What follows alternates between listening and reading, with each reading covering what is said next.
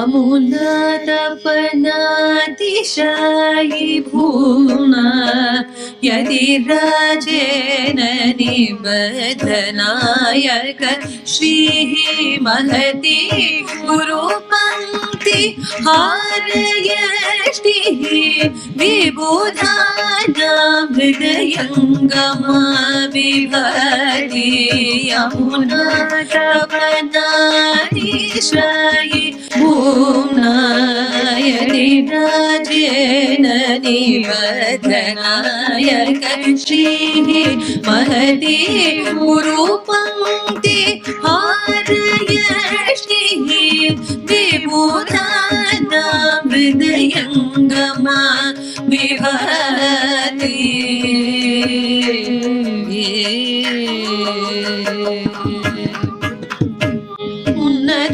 ಉನ್ನತೋನ್ನತೋಡು ಉಡೆಯವರು ಉನ್ನತೋನ್ನತೋಡು ಉಡೆಯವರು ಉನ್ನತೋನ್ನತೋಡು ಉಡೆಯವರು என்னுடே ಈ ಉಡೆಯವರು ಉನ್ನತೋನ್ನತೋಡು ಉಡೆಯವರು என்னுடே ಈ ಉಡೆಯವರು ಉನ್ನತೋನ್ನತೋಡು ಉಡೆಯವರು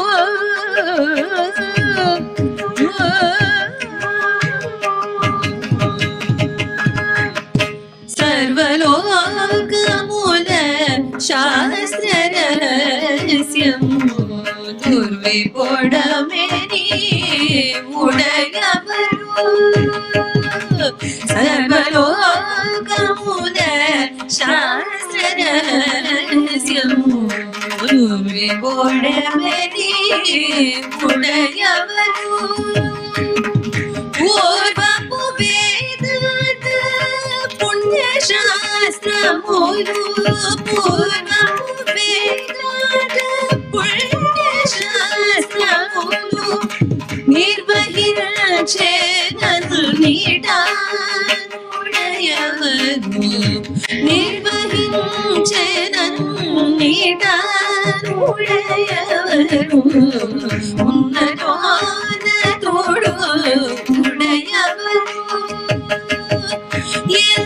ಎಲ್ಲದರೊಡೆ ಈ ಉಡೆಯವರು ಉನ್ನತೋನ್ನತೋಡು ಉಡೆಯವರು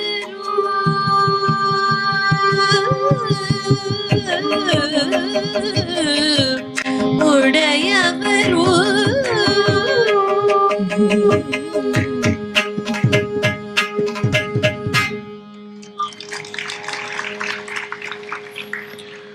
उपवीतिन मूर्ध्वपुण्ड्रवन्तं त्रिजगत्पुण्यफलं त्रिदण्डहस्तं शरणागत सार्थवाहमीडे शिखया शेखरिणं पतिं यतीनां ஸ்ரீயப்பதியான பகவானுடைய பரமானுகிரக விசேஷத்தினால் ஆச்சரியமான இந்த மாசம் கார்த்திகை மாசம் வீடுகள் தோறும் விளக்கேற்றக்கூடிய ஒரு திருஷ்யம் மலையின் உச்சியிலும் ஏத்தலாம் என்கின்ற ஒரு அபிப்பிராயம். அப்பேற்பட்ட இந்த பகவான் கண் திறந்து சேவை சாதிக்கக்கூடிய கார்த்திகை மாதத்தில் கலியன் பிறந்த கார்த்திகை மாதம். ஏன்னா கார்த்திகை திருமங்கையாழ்வார் திருநக்ஷத்திரம். அப்பேற்பட்ட ஆழ்வார்களில் கடைக்குட்டியாய் இருந்தவர் திருமங்கையாழ்வார். திருமங்கையாழ்வாருக்கு அப்புறம் ஆழ்வார் ஸ்தானத்தை ஆரேனும் அலங்கரித்தார்களா என்று கேட்டால் ஸ்ரீபாஷ்யக்காரரை பல ஆச்சாரியர்கள் அடுத்த ஆழ்வாராக ராமானுஜரை ஆழ்வாராகவும் கொண்டாடுவதுண்டு. பூதம் சரஸ்ச மகதாஹ்வய பட்டநாத ஸ்ரீபக்திசார குலசேகர யோகிவாகான் பக்தாங்கிரி ரேணு பரகால யதீந்திர மிஸ்ரான் யதீந்திரராய் யதிராஜராய் இருந்த பாஷ்யக்காரரை சேர்ப்பது வழக்கம். அப்பேற்பட்ட இந்த உயர்ந்த மேடையில் பாரதிய வித்யா பவனத்தில் எத்தனையோ ஆச்சாரியர்களின் சரித்திரத்தை வருஷா வருஷம் பார்த்துன்னு வரோம். இந்த வருஷம் சபையார் அடியேனுக்கு இட்ட கட்டளை ஸ்ரீபாஷ்யக்காரர் ராமானுஜருடைய சரித்திரத்தை சொல்ல வேண்டும் என்று. அப்பேற்பட்ட ராமானுஜருடைய சரித்திரத்துல ரொம்ப அழகா தியான ஸ்லோகத்திலேயே தேசிகன் எடுக்கிறார். உபவீதினம் ஊர்த்வ புண்டரவந்தம். ராமானுஜர் எப்படி இருப்பார் பாக்குறதுக்கு? இன்னும் ஜம்முன்னு இருப்பார், நல்லா டாலா இருப்பார். உபவீதினம் ஊர்த்வ புண்டரவந்தம், புன்றம் தரிச்சுன்னு இருப்பார். உபவீதினம், அதாவது இதுல ஒரு சின்ன வித்தியாசம். ஸ்ரீ வைஷ்ணவ சந்நியாசிகளுக்கு சந்நியாசாசிரமம் ஏற்றுக்கொண்ட பிறகும் பூநூல் இருக்கும். உபவீதினம் ஊர்த்வபுண்டரவந்தம். திரிஜகத் புண்ணிய பலம் திருதண்டஹஸ்தம். முக்கோல ஏந்தினவராய் இருப்பராம் ஸ்ரீபாஷ்யக்காரர். திருதண்டஹஸ்தம். சரணாகத சார்த்தவாக மீடே. சரணாகதி செய்பவர்களுக்கு, அடியவர்களுக்கு மெய்யனாயிருக்கும் பகவானை போலே இவரும் அபயம் கொடுப்பர். ஷிகையா சேகரிணம். ஷிகை உண்டு, ஞாபகம் வச்சுங்கோ. ஸ்ரீ வைஷ்ணவ சந்நியாசிகளுக்கு ஷிகை உண்டு, பூநூல் உண்டு, ஒரு கோல் இல்ல முக்கோல் உண்டு. இதுதான் வித்தியாசம். திருதண்டஹஸ்தம் சரணாகத சார்த்தவாக மீடே ஷிகையா சேகரிணம் பதிம் யதீனாம். ஷிகையோட சேவை சாதிக்க கூடிய யதிகளுக்கு சேகரனாய் இருக்கக்கூடிய ஸ்ரீபாஷ்யக்காரர் ராமானுஜருக்கு நமஸ்காரங்கள்னு அவர் காலத்துக்கு அப்புறம் வாழ்ந்த சுவாமி வேதாந்த தேசிகன் யதிராஜ சப்ததி என்னும் ஸ்தோத்திர கிரந்தத்தில் கொண்டாடுகின்றார். ஒன்று இப்ப சாதிச்ச விஷயம் என்னன்னா, அன்னமாச்சாரியர் பாடின கீர்த்தனை ராமானுஜர் மேல ஒரு 650 வருஷத்துக்கு முன்னாடி நிறைய கீர்த்தனைகள் பாஷ்யக்காரர் மேல பாடியிருக்கார். இது ஒரு பக்கம் இருக்கு. இன்னொன்னும் இப்போ இந்த MBA படிச்சா SWOT அனாலிசிஸ் ஒன்று பண்ணுவா. ஸ்ட்ரென்த்ஸ், வீக்னஸஸ், ஆப்பர்ச்சுனிட்டிஸ் அண்ட் த்ரெட்ஸ்னு. அப்போ ஸ்ட்ரென்த்ஸ் எல்லாம் சொல்லிட்டேன். வீக்னஸ் நம்ம பக்கம் என்னன்னா, 2 மணி நேரத்துக்குள்ள 120 வருஷம் வாழ்ந்த ஒரு மகனீயரின் சரித்திரத்தை சொல்ல வேண்டும். இது ஒரு பெரிய ஹிமாலயன் டாஸ்க், ஹெர்குலியன் டாஸ்க். ஆனா எவ்வளவு சங்கிப்தமா அல்பஸ்ச காலோ பகவஸ்ச விக்னாகான்னு அந்த குறைந்த காலத்துக்குள்ள எதை சொல்ல முடியுமோ சொல்றேன். இதே ராமானுஜ சரித்திரத்தை 10 நாள் சொல்லியிருக்கேன், இப்ப 2 மணி நேரத்துல சொல்லணும். அது ஒரு பக்கம் இருக்கட்டும். இன்னொன்னு, பாஷ்யக்காரர் த்விசஷ்டியப்த பூர்த்தி கண்டருளினவர். ஏன்னா வசத்தியான வித்தை சாந்தோக்கியத்துல சொல்லும் போது சொல்றா, ஒரு மனுஷன் ஆயுட்காலம் 2 சஷ்டியப்த பூர்த்தி கொண்டாடணுமா. 60ல் 1, 120ல் 1. யோசிச்சு பாருங்க. அப்போ பாதி கம்பெனி பேங்க்ரப்சி ஃபைல் பண்ணிவிடுவார். பென்ஷனே 60 வருஷம் கொடுக்கணும். எப்படி சம்பளம் 40 தான் கொடுத்துருப்பா, 40 வருஷம் பென்ஷன் எப்படி? 120 வருஷம் வாழணும்னு சொல்லியிருக்கா. அவர் 120 வாழ்ந்தார். இவருடைய சரித்திரத்தை எங்கேருந்து பார்க்கலாம்னா சுருக்கமா சொல்லிட்டு வரேன். ஆழ்வார்களில் 12.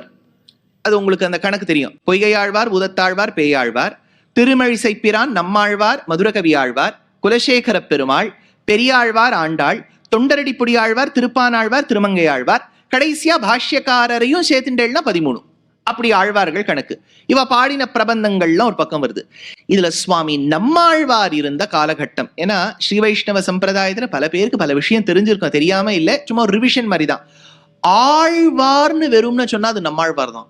பாக்கி எல்லா ஆழ்வாருக்கும் முன்னாடி பேரை சொல்லணும். ஆழ்வார் சாதிச்சார் அப்படின்னா அது நம்மாழ்வார். நம்மாழ்வார் தான் சென்ட்ரல் ஃபிகர். அந்த சுவாமி நம்மாழ்வார் வாழ்ந்த ஊர், அவர் பிறந்த பிறகு அந்த குருகாபுரிக்கு ஆழ்வார் திருநகரி அப்படின்னு பேர் ஏற்பட்டது. அதனால நம்மளால அவ்வளவு தூரம் போக முடியலன்னு மெட்ராஸ்லயே ஒண்ணு வச்சிருக்கா, ஆழ்வார் திருநகர். சாலகிராமம் போக முடியலன்னா அதுக்கு ஒரு சாலகிராமம்னு ஒண்ணு வச்சிருக்கா. அது வைகுண்டம், அது மெயின் ரோட்லயே இருக்கும். ஏன்னா எந்த வண்டி இடிச்சாலும் அதுதான். அதனால 108 ரோட் மெட்ராஸ்லயே இருக்கு. சரி, இப்போ விஷயம் என்னன்னா, சுவாமி நம்மாழ்வார் வாழ்ந்த காலத்தில் அவருக்கு ஒரு சத்சிஷ்யர், மதுர கவிகள்னு பேர், ஸ்வீட் போயட். அவர் பாடுறதே 10-11 ஸ்டான்சாஸ் தான் பியூட்டிஃபுல்லா பாடிடுவார்.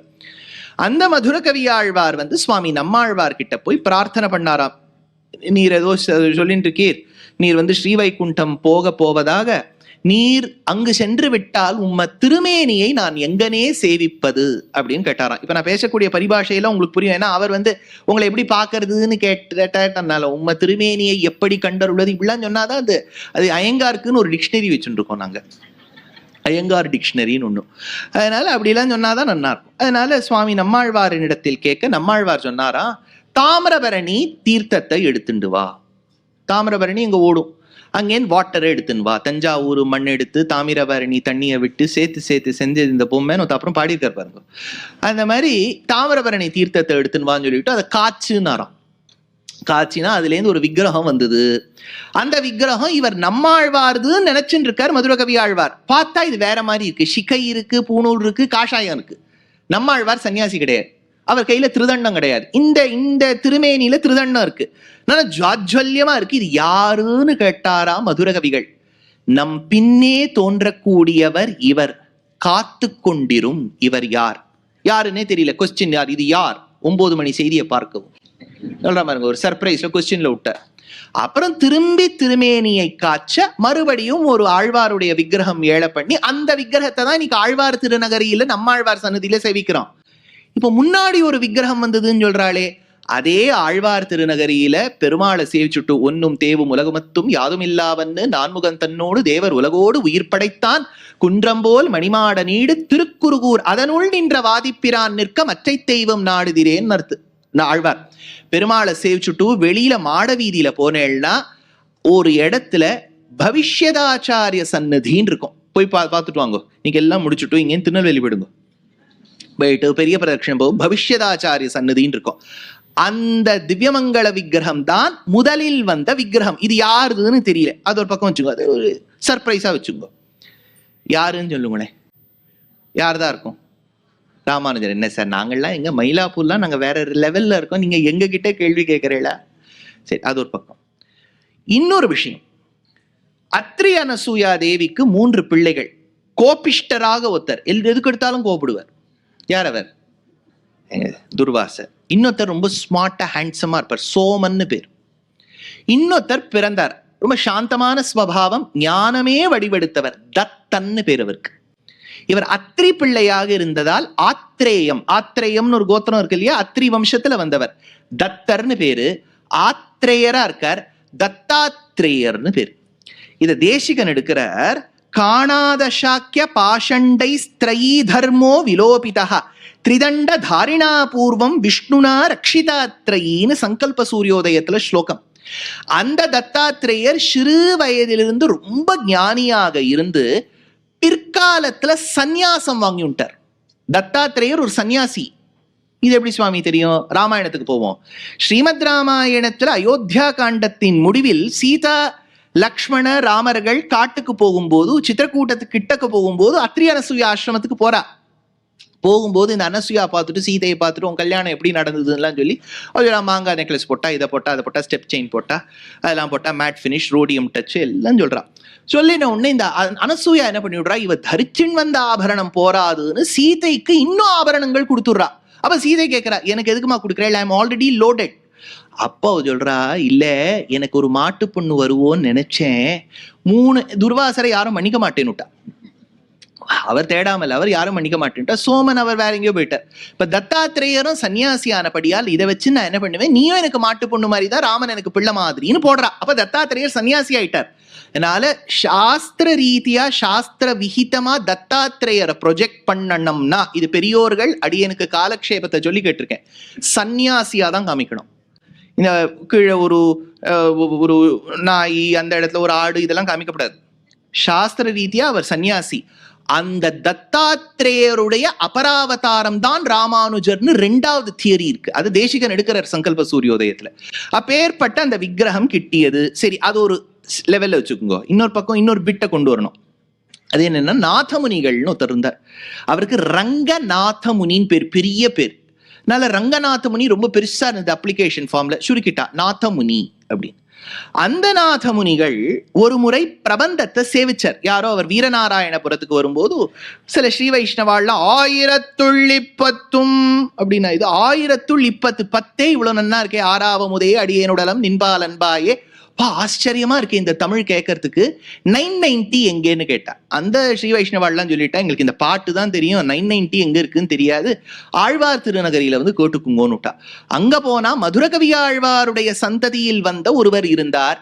எங்க மதுரகவி ஆழ்வார் நம்மாழ்வார் மீது பாடின 10 தான் எங்களுக்கு தெரியும், நீ சொல்ற 10 எனக்கு தெரியாதுன்னா, உடனே அந்த கண்ணினும் சிறுத்தாம்பு என்கின்ற பிரபந்தம் எதை மதுரகவி ஆழ்வார் சுவாமி நம்மாழ்வார் மீது பாடினாரோ, அருளி செய்தாரோ, அந்த பிரபந்தத்தை ஏதோ 12,000 முறை அவர் ஆவர்த்தி செய்ய, அப்போது சுவாமி நம்மாழ்வார் யோக தசையில் தோன்றி, நீ கேட்டது 990, 3990 உனக்கு கொடுத்தோம் என்று 4000 பிரபந்தத்தை கொடுக்க, அப்போது முதல்ல தாமிரபரணியிலேந்து எடுத்து வந்த அந்த விக்கிரகத்தையும் கொடுத்தார். அதை நாதமுனிகள் பெற்றுக்கொண்டு, அவருக்கும் தெரியல இது யாருன்னா இது தெரியலையே. அப்படியே இருக்கும்போது அப்போது ஒரு நாள் நாதமுனிகள் சிஷ்யரோடு பிரபந்தத்தை அனுசந்தித்து கொண்டிருக்க, அதாவது சொல்லிக் கொண்டிருக்கும் போது ஒரு பாசுரம் வந்தது. பொலிக பொலிக பொலிக போயிற்று வல்லுயிர் சாபம், நலியும் நரகமும் நைந்த நமனக்கிங்கு யாதொன்றும் இல்லை. பாசுரம் பொலிக பொலிக ஆழ்வார் சாதிச்சிருக்கார். எவன் ஒருவன் பின்னே தோன்றினால் கலியின் கொடுமை கூட போய்விடுமோ அப்பேற்பட்டவன் தோன்றுவார். அப்போதுதான் நாதமுனிகளுக்கு சிந்தனை ஏற்பட்டதாம்.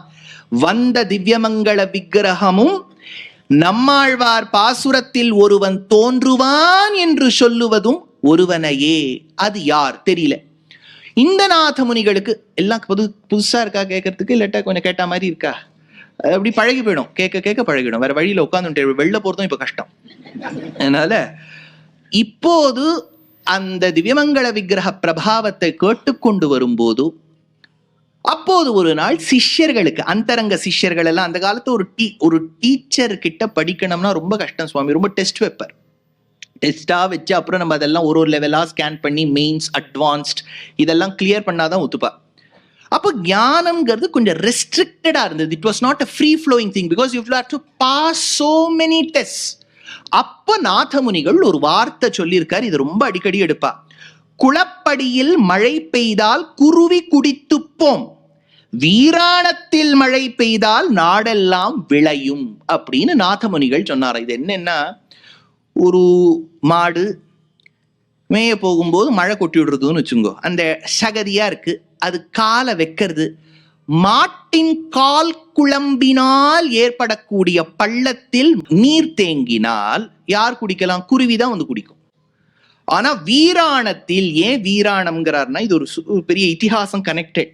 அதுக்கு என்ன ஒரு சரித்திரம் சொல்றான்னா, ஒரு ராஜா படையெடுத்து வந்தார். எதிரே ராஜா வர வேண்டும்.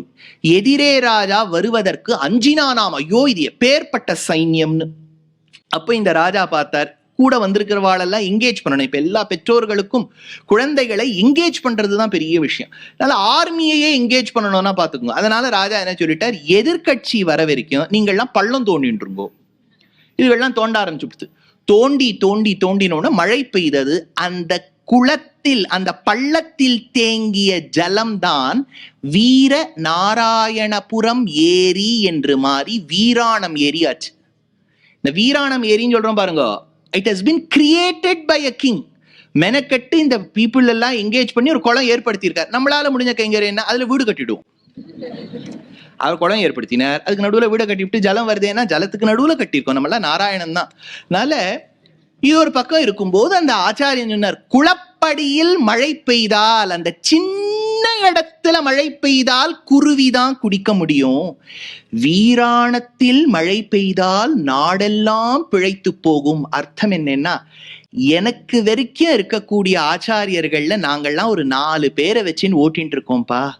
பின்னாடி ஒருத்தன் வருவான், அவன் எப்பேற்பட்டவன்னா, ராமனை தூஷிக்க கூடியவன் கூட இவனை ஒத்துண்டு ஒரு சீரியல் எடுத்துட்டு போகணும் அப்படி அவர் சொல்லியிருக்கார். அவர் சொன்னார், நான் என்ன பண்றது. அதனால குளப்படியில் மழை பெய்தால் குருவி குடித்து போம், வீராணத்தில் மழை பெய்தால் நாடெல்லாம் விளையும்.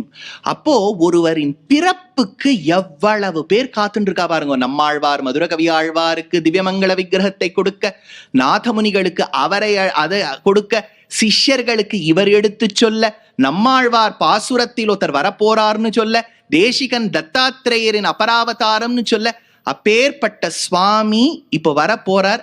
வரும் சுவாமிக்கு 3 ஸ்லோகங்களால் நாம் அவரை வெல்கம் பண்ணணும். இனிமேதான் ராமானுஜர் வரப்போறார். 120 சம்பத்சரம் இல்லையா, அதுக்கு பெரிய இன்ட்ரோடக்ஷன் கொடுக்கணும் இல்லையா. துரந்தரே 3.5 மணி நேரம் ஓடுறது. 120 வருஷத்துல நீங்க என்ன 2 மணி நேரத்துல சொல்றீங்க. அப்ப பரத் சுந்தர் வந்துருவார். அதனால அனிஷம் பஜதாம் அனன்ய பாஜா சரணா போருஹ மாதரேண मनीषं भजताम् अनन्यभाजा चरणाम्भोरुह मादरेण पुंसा वितरन्निभृतं विभूतिमिष्टां जय रामानुज रङ्गधामि नित्यम् वितरन्निभृतं विभूतिमिष्टां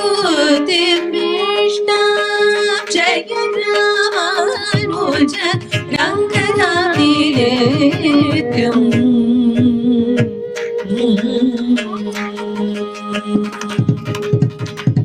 भुविनो विमतात्वदीयसूतिः पुलिशीभूय दृष्टिभिः समेता भुविनो विमतात्वदीयसूतिः पुलिशीभूय दृष्टिभिः समेता शकलीकुरुते विमश्चिदीड्या जय रामानुज शेषशैलशृङ्गे शकलीकुरुते विमश्चिदीड्या जय रामानुज शेषशैलशृङ्गे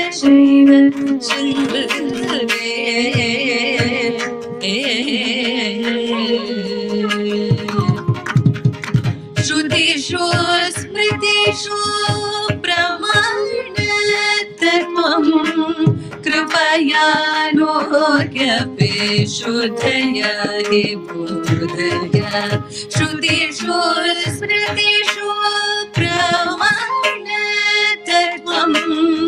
कृपया लोक्यपेशुधया हि बोधया अकृतास्वत एव भाष्यरत्नं जय रामानुज हस्तिधाम्नि नित्यम् अकृतास्वत एव भाष्यरत्नं जय रामानुज हस्तिधाम्नि नित्यम् जय रामानुज हस्तिधाम्नि नित्यम् जय रामानुज शेषशैलशृङ्गे जय रामानुज रङ्गधामि नित्यम् जय रामानुज जय रामानुज जय रामानुज जय रामानुज जय रामानुज जय रामानुज जय रामानुज जय रामानुज जय रामानुज जय रामानुज